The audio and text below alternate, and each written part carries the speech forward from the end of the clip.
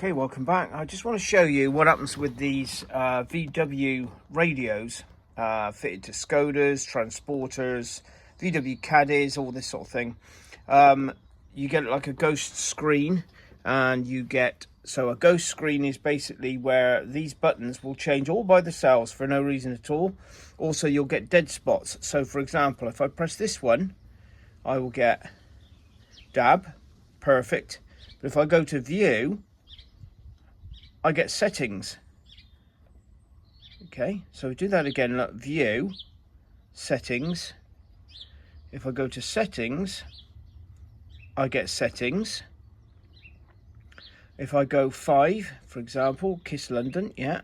4, Kiss London again. Oh, now we've got Radio 1 by pressing 4. See, this is what happens. 3, Kiss London again. When that should be capital extra. If we go forward, let's have a look. So it goes forward. If I press 9, that's empty. You see, but it's playing LBC London. And this is what happens with them, and they just go crazy, and it'll get worse and worse and worse. So after repair, I will show you how it should be. Okay, thank you for watching. Okay, next stage is obviously strip the radio down. So this is what the radio is like when it's stripped down.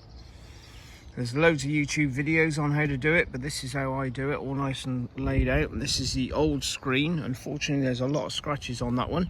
This is the new screen, which I will fit to this one and then put it all back together and test it.